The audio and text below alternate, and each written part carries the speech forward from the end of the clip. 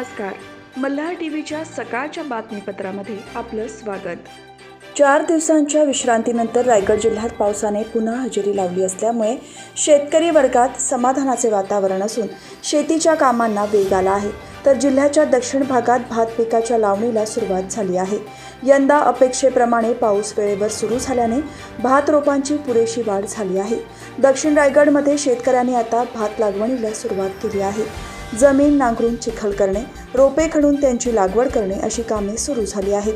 जिल्ह्यात यंदा 98,000 हेक्टर क्षेत्रावर भात लागवडीचे उद्दिष्ट कृषी विभागाने ठेवले आहे. पावसाचा जोर असाच कायम राहिल्यास लावणीची कामे वेळेत आटोपतील असे शेतकऱ्यांचे म्हणणे आहे. दक्षिण रायगडातील महाड, पोलादपूर, माणगाव, म्हसळा, श्रीवर्धन या भागात मे महिन्याच्या अखेरीस धूळ वाफ्यावर भाताची पेरणी केली जाते. त्यामुळे पहिल्या पावसापासूनच भाताच्या दाण्याला रुजवा यायला सुरुवात होते. परिणामी भात रोपांची वाढ वेळीच होत असते. जिल्ह्यात बुधवारी संध्याकाळपासूनच पावसाने पुन्हा जोर धरल्याने महाड तालुक्यातील रायगड खोऱ्यात शेतकऱ्यांनी भाताची लागवड सुरू केली आहे.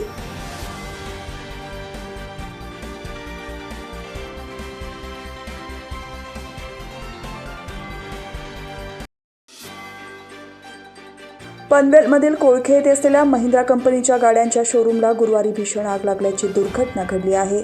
संपूर्ण शोरूमला ही भीषण आग लागली असून यामध्ये अनेक गाड्या जळून खाक झाल्या आहेत.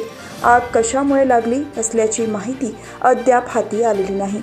दरम्यान या आगीच्या घटनेची माहिती मिळताच अग्निशमन दल घटनास्थळी दाखल होत त्यांनी आगीवर नियंत्रण मिळवण्याचे शर्थीचे प्रयत्न केले.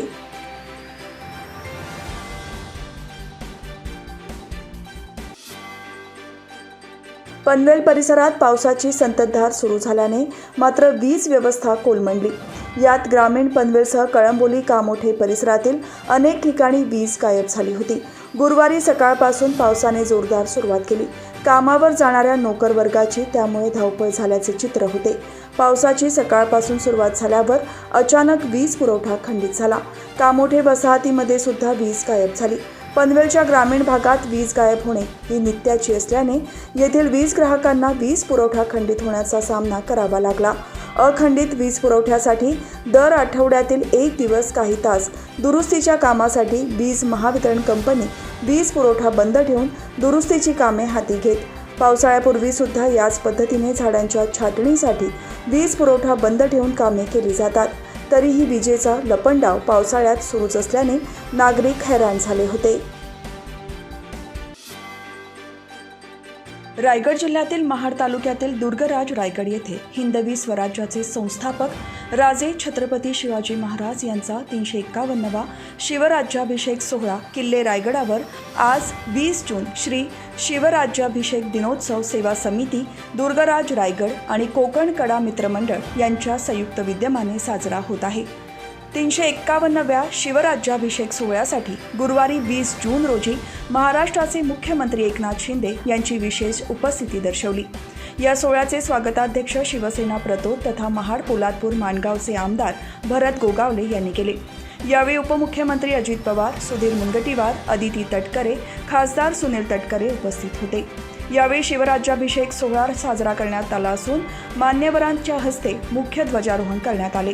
तसेच शिवछत्रपतींच्या मूर्तींवर जलाभिषेक करण्यात आला. यावेळी सुवर्णाभिषेक करण्यात आला. रायगड जिल्ह्यातील पोलिसांनी मानवंदना दिली.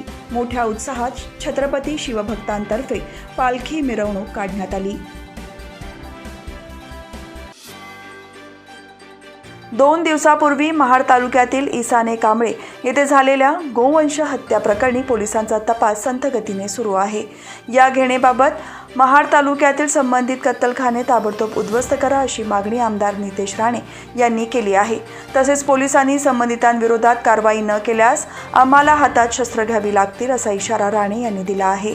या संदर्भात महाड MIDC पोलीस ठाण्यात महाड उपविभागीय पोलीस अधीक्षक शंकर काळे यांची भेट घेऊन आमदार नितेश राणे यांनी गोरक्षकांविरोधात झालेल्या मारहाणीच्या बाबत पोलिसांना धारेवर धरले.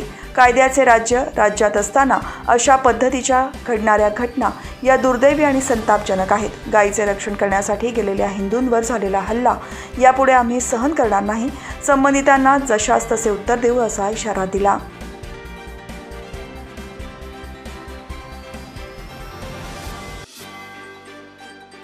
माथेरानमधील मुख्य प्रवेशद्वारापासूनच येणाऱ्या पर्यटकांना समस्यांना तोंड द्यावे लागत आहे. त्यातच मुख्य रस्त्यावरील नव्याने लावण्यात आलेल्या क्ले पेवर ब्लॉकच्या रस्त्यांना अनेक ठिकाणी खड्डे पडल्यामुळे पादचाऱ्यांना तारेवरची कसरत करावी लागत आहे. उन्हाळ्यात हे खड्डे बुजवण्यासाठी काही संघटनांनी पुढाकार घेतला होता, परंतु याबाबत शासनाने चांगल्या दर्जाचे रस्ते बनवण्याची गरज असल्याचे बोलले जात आहे. याच रस्त्यावरून पर्यटक, शालेय विद्यार्थी, त्याचप्रमाणे घोडे, ई-रिक्षा जात असतात. याबाबत संबंधित प्रशासनाने ठोस उपाययोजना करून सर्वांना सुरक्षितपणे प्रवास करता यावा यासाठी प्रयत्न करणे आवश्यक असल्याचे स्थानिकांचे म्हणणे आहे.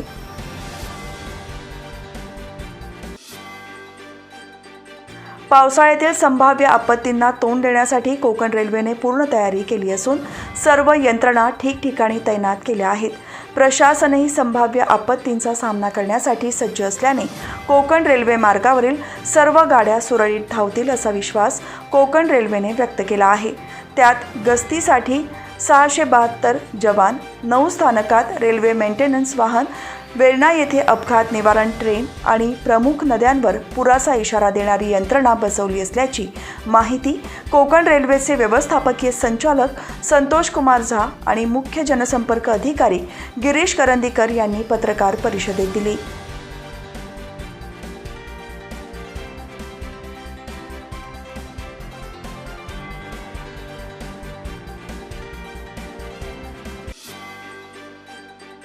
मोसमी पावसाने राज्यात थोड्या कालावधीसाठी नाही तर तब्बल 2 आठवड्याहून अधिक काळ विश्रांती घेतली होती.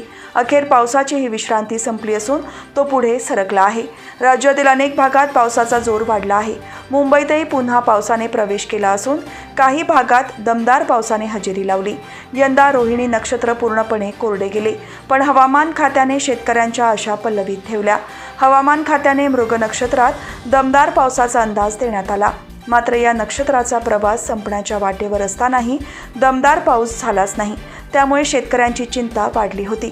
सुरुवातीच्या पावसावर आणि हवामान खात्याने दाखवलेल्या आशेमुळे काही शेतकऱ्यांनी पेरणी केली. मात्र पावसाने दिलेल्या हुलकावणीमुळे शेतकऱ्यांची चिंता वाढली, तर काही ठिकाणी पाऊसच नसल्याने पेरण्या देखील रखडल्या. दरम्यान राज्यातील अनेक भागात गुरुवारपासून मोसमी पावसाचा जोर वाढला आहे. राजधानी मुंबई ओलीचिंब झाली आहे. हवामान खात्याने अनेक जिल्ह्यात मुसळधार पावसाचा इशारा तर काही ठिकाणी पावसाच्या हलक्या सरी कोसळतील असा अंदाज व्यक्त केला आहे.